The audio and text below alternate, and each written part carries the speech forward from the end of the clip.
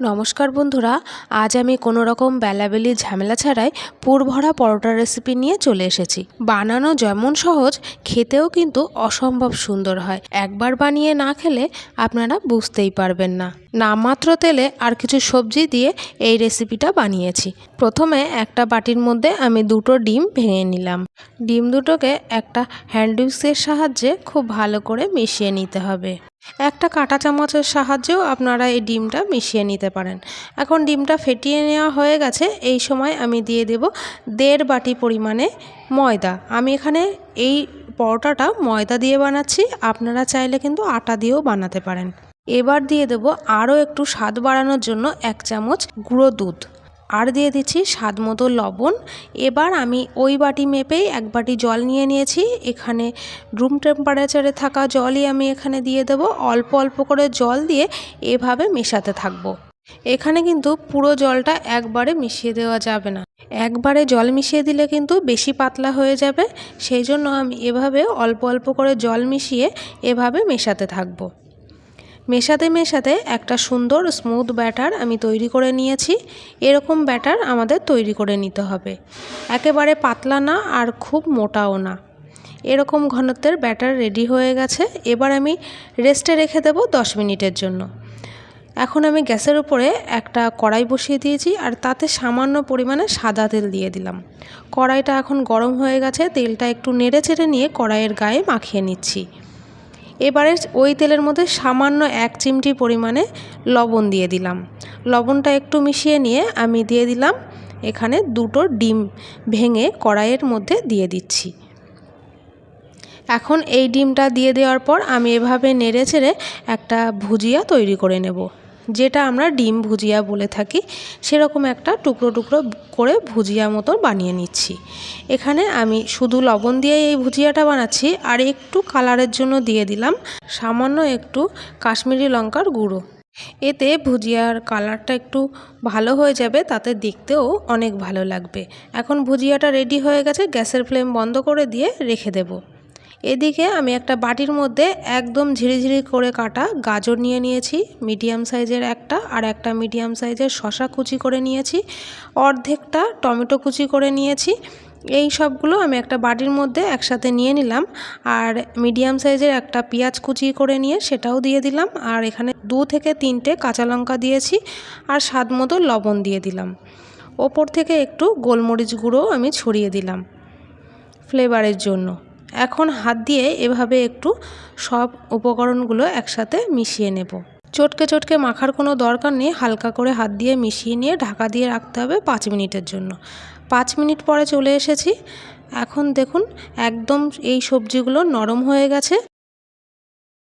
এবার আমি এর মধ্যে মিশিয়ে দেব আগে থেকে ভেজে রাখা ডিমের ভুজিয়াটা। এখন ডিমের ভুজিয়াটা পুরোটা আমি এখানে দিয়ে দিচ্ছি, আর ভুজিয়াটা ঠান্ডাও হয়ে গেছে। হাত দিয়ে মেশাতে কোনো অসুবিধে হবে না। আলতো হাতে এভাবে আমি একটু সব একসঙ্গে মিশিয়ে নিচ্ছি। এবার আগে থেকে যে ব্যাটারটা আমি রেডি করে রেখেছিলাম, সেই ব্যাটারটা একটু দেখিয়ে দিচ্ছি কীরকম ঘনত্বের রয়েছে। এখন আমি যেই ঘনত্বের ব্যাটারটা দেখাচ্ছি, এর থেকেও যদি আরেকটু পাতলা হতো ব্যাটারটা, তাহলে কিন্তু পরোটাটা খুব ভালোভাবে রেডি করা যেত আর ভালো হতো। আমার এখানে এই ব্যাটারটা বানানোর সময় এই ভুলটা হয়ে গেছে। আমি চাই আপনারা আমার এই ভিডিওটা দেখে একবারেই খুব ভালোভাবে রেসিপিটা বানাতে পারেন। সেই জন্য আমার ভুল যেটা হয়েছে সেটা আমি আপনাদের বলে দিলাম, তাহলে আর আপনারা সমস্যায় পড়বেন না। এখন আমি গ্যাসের ওপরে একটা তাওয়া গরম করতে বসিয়ে দিয়েছি, আর সামান্য একটু তেল দিয়ে তাওয়ার মধ্যে একটা টিস্যু পেপার দিয়ে সব মুছে নিলাম তেলটা। এখন 2 থেকে 3 হাতা আমি ব্যাটার দিয়ে দিলাম, আর এভাবে তাওয়াতে ঘুরিয়ে ঘুরিয়ে একটা রুটির আকারে তৈরি করে নিচ্ছি। গ্যাসের ফ্লেমটা এখন আমার মিডিয়ামে আছে। এবার আমি 1 মিনিটের মতো ওয়েট করার পর এই রুটিটা আমি তুলে নিচ্ছি। খুব সুন্দরভাবে এই রুটিটা উঠে যাবে, আর পাতলা হলে কি হবে, ফোল্ড করার সময় একটুও ভেঙে যাবে না, আর খুব সুন্দরভাবে রেডি হয়ে যাবে। এখন একই রকমভাবে আমি সব রুটিগুলো তৈরি করে নিয়েছি, আর একটা বাটির মধ্যে আমি এখানে 2 চামচ ময়দা নিয়ে সামান্য একটু জল দিয়ে দিলাম। এভাবে একটু চামচ দিয়ে নেড়ে চেড়ে একটা ক্রিমের মতো রেডি করে নিচ্ছি। এবারে একটা প্লেটের ওপরে একটা রুটি নিয়ে নিচ্ছি, আর আগে থেকে যে পুর আমি রেডি করেছিলাম সেই পুরটা মাঝখান বরাবর এরকমভাবে দিয়ে একটু হাত দিয়ে ছড়িয়ে দিচ্ছি। এবার এইভাবে আমি একটু ফোল্ড করে নিচ্ছি, আপনারা দেখুন তাহলে আশা করি বুঝতে পারবেন। এভাবে ফোল্ড করে নিয়ে একটা ভাজের ওপরে একটু ময়দার ক্রিমটা মাখিয়ে নিয়ে আমি আবারও ফোল্ড করে দিচ্ছি। এবার আমি এরকমভাবে ফোল্ড করে দিচ্ছি। আমি যেভাবে করছি আশা করি আপনারা দেখে বুঝতে পারছেন। আবারও আমি এরকমভাবে ওই ময়দার ক্রিমটা মাখিয়ে নিয়ে আবারও আমি এভাবে ফোল্ড করে দিতেই তৈরি হয়ে গেল পুর ভরা পরোটা। এরকমভাবেই আমি প্রত্যেকটা পরোটা তৈরি করে নিচ্ছি। আশা করি আমি কিভাবে ভাজ করেছি আশা করি আপনারা দেখে বুঝতে পেরেছেন। আরও একটা আমি দেখিয়ে দিচ্ছি কিভাবে আমি এখানে ভাজ করে নিলাম। আমরা যেরকম মোগলাইয়ের ভাজটা করি সেভাবেই আমি এই পরোটার ভাজটা করে দেখিয়ে দিচ্ছি। আপনারা ভালোভাবে দেখলে বুঝতে পারবেন যে কিভাবে আমি ভাজটা করে দিলাম। এই যে রেডি হয়ে গেল। এবারে আমি তাওয়ার ওপরে বেশ কিছুটা 1 চামচের মতো তেল দিয়ে আমি একটু তেলটা ভালোভাবে গরম হওয়ার জন্য রেখে দিচ্ছি। গরম হয়ে গেছে, একটু খুন্তি দিয়ে নেড়েচেড়ে আমি এই ভাজ করা পরোটাগুলো মানে পুর ভরা পরোটাগুলো দিয়ে দেব।